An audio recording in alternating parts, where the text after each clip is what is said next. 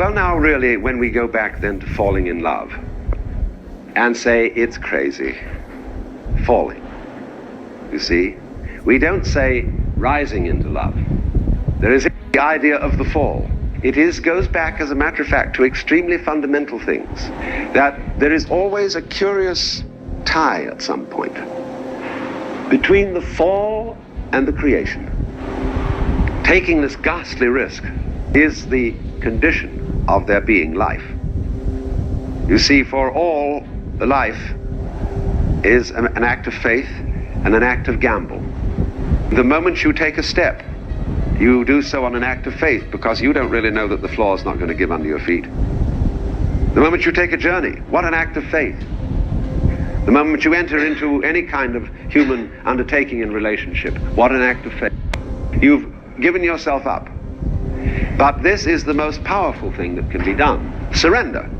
Love is an act of surrender to another person. Total abandonment. I give myself to you. Take me. Do anything you like with me.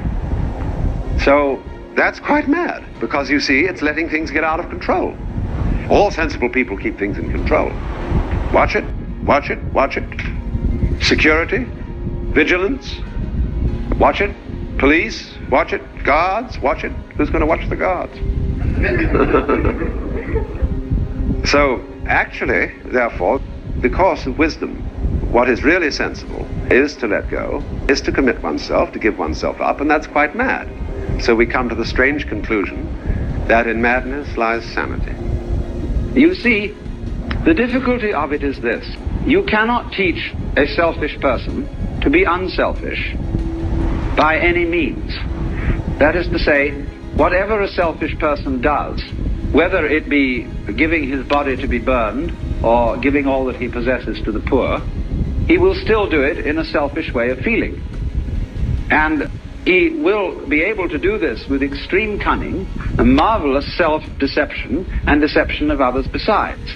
But the consequences of fake love are almost invariably destructive, because they build up resentment on the part of the person who does the fake loving, as well as on the part of those who are its recipients. This is why the foreign aid program has been such a dismal failure.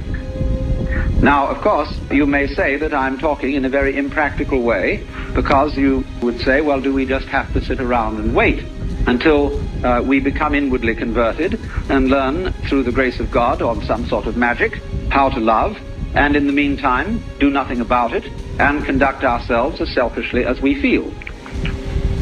There is, as a matter of fact, something to be said for that. Because the first problem in the whole of this is honesty. And the reason why the Lord God says at the beginning of things, thou shalt love the Lord thy God with all thy heart and with all thy soul and with all thy mind, is not because the Lord God is stupid, but because he's very clever.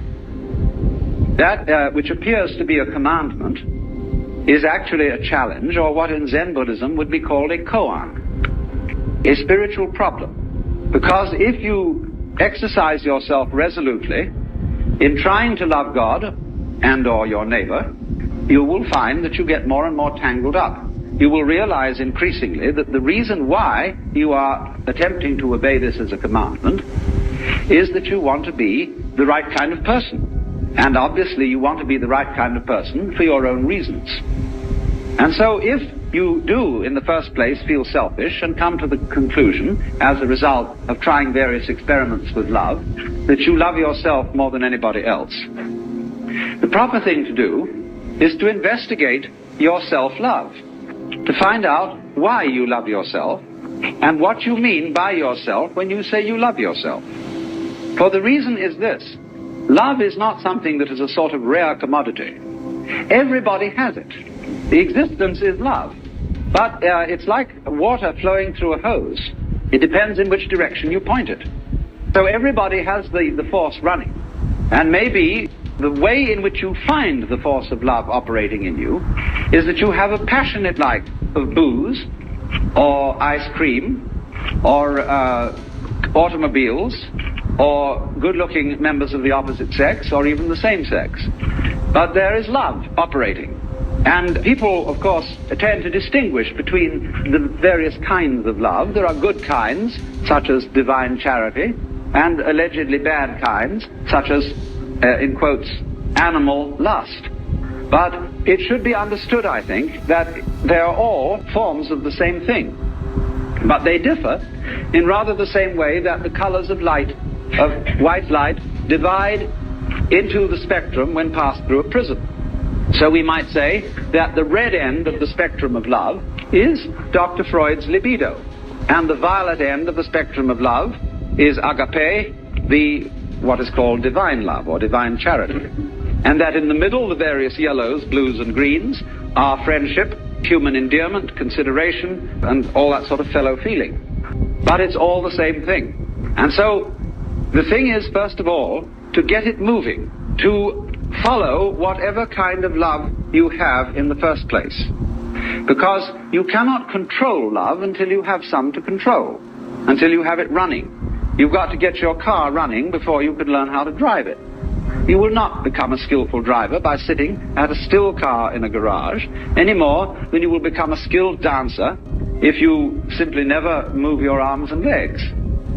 And so the first thing then is to discover what indeed you do love, if anything, and you will find there is something. And then go into the nature of that. Now, it's said that selfish people love themselves. I would say that that is really a misunderstanding of the whole thing, because yourself is something that is really impossible to love. There are various reasons for this, but one obvious reason is that loving oneself is as difficult as kissing your own lips. Oneself, when you try to focus on it, to love it or to know it, is oddly elusive. It always slips away like the pursued tail of a dog who is trying to get hold of his own tail. So to pursue your own end has some difficulties about it. If you explore what you love when you say you love yourself, you will make the startling discovery that everything you love is something which you thought was other than yourself. Even if it be very ordinary things such as ice cream or booze, in the conventional sense, booze is not you, nor is ice cream. It turns into you in a manner of speaking when you consume it, but then you don't have it anymore. And so you look around for more in order to love it once again. But so long as you love it, you see, it's never you. When you love people, even however selfishly you love them, because of the pleasant sensations they give to you, still, it is somebody else that you love. And as you inquire into this, as you follow honestly your own selfishness, many interesting transformations begin to come about in you. One of the most interesting transformations of being directly and honestly selfish, in the same way that, for example, cats are, is that you stop deceiving people. A great deal of damage is done in practical human relations by saying that you love people, when what you mean is that you ought to, and you don't really. You give the wrong impression, and people begin to expect things of you which you're never going to come through with. We have been taught, for example, that we ought to love our enemies. Now, we don't really understand what it means to love our enemies. We think it means to be charitable towards them in the hope that we will convert them, and so that they will cease to be our enemies. The real reason for loving enemies is that one needs enemies. They're terribly important to you. For example, I think that some of you here feel that you belong to a nice set of people. It may be an ordinary kind of bourgeois coterie of pleasant squares, or it may be a church group of some kind, a club, or a special cult, or just a group of friendly drinkers. But at any rate, you feel that by virtue of membership in this society, you belong to a special in-group of nice or saved people. Now, when you consider what nice people talk about when they sit round the dinner table and have an opportunity to nurture their collective ego, you will find that the most fascinating topic of conversation is the nasty people.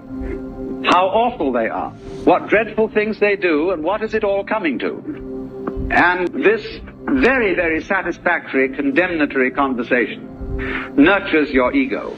But people who do that don't seem to realize that they thereby depend on the nasty people in order to know that they're nice. They are, as a matter of fact, highly indebted to them. On the other side of the picture, the nasty people, they, on their side, consider that they really are the best people and nurture their collective ego by blasting the bourgeoisie, the squares, the wasps, the know-nothings, or whoever they may be. And so, for the collective ego of the non-squares, the squares are extremely necessary. If they were to disappear tomorrow, many of us would lose a cause. Now, the minute you begin to become aware of this, it's rather embarrassing. It's, of course, humorous, and I'm glad that you see this, because at once you begin to realize how much you depend on an enemy, or an outsider, or a group of damned people as distinct from your own group of saved people. And so you begin to realize that if your collective ego, or yourself, depends on your being on the in, but you can only be on the in with relation to something that is out. And since the in and the out are inseparable if there is to be any in or any out, you suddenly discover that yourself is bigger than you thought it was. It includes the other, and you can't do without it. This brings about a fundamental change in the understanding of the meaning and nature of self. And thereupon, there become a change of attitude to other people, even if you continue with some formal opposition to them and disapproval of them. When, then, you are honestly clear with yourself what you liked and what you disliked, and then, at the same time, yourself begins more and more to include things that were hitherto defined as being not yourself, your love, which is what you are, begins to express itself quite naturally and unaffectedly in a wider way. Now, to trust oneself to be capable of love, to bring up love, in other words, to function in a sociable way and in a creative way, is to take a risk. It's a gamble. Because you may not come through with it. And in the same way, when you fall in love with somebody else, or you form an association with somebody else, and you trust them, they may, as a matter of fact, not fulfill your expectations. But that risk has to be taken. The alternative to taking that risk is much worse than trusting and being deceived. To live together, you have to take risks. There will be disappointments and failures and disasters as a result of taking these risks, but in the long run it will work out. My point is that if you don't take them, the results will be so much worse than any kind of wild anarchy that could be conceived. You see, here we are now as a highly disciplined human race with all kinds of rules and religions, and what are we about to do? Blow ourselves completely to pieces. Was this all a good gamble? Because you see, in tying up love in knots and becoming incapable of it, you can't destroy this energy. When you won't love and you won't let it out, the thing comes out in the form of self-destruction. The alternative to self-love, in other words, is self-destruction. Because you won't take the risk of loving yourself properly, you will be compelled instead to destroy yourself. So, which would you rather have? Would you rather have a human race which isn't always very well controlled, and sometimes runs amok a little bit, but on the whole continues to exist, with a good deal of honesty and delight when delight is available? Or would you rather have the whole human race blown to pieces and cleaned off the planet, reducing the whole thing to a nice scoured rock with no dirty disease on it called life? But I repeat the point that is necessary to understand this whole thing, that love is a spectrum. There is not, as it were, nice love and nasty love, spiritual love and material love, mature affection on the one hand and infatuation on the other. These are all forms of the same energy. And you have to take it and let it grow where you find it. If you find that only one of these forms exists in you, if at least you will water it, the rest of the plant will blossom as well. But the essential prerequisite from the beginning is to let it have its way.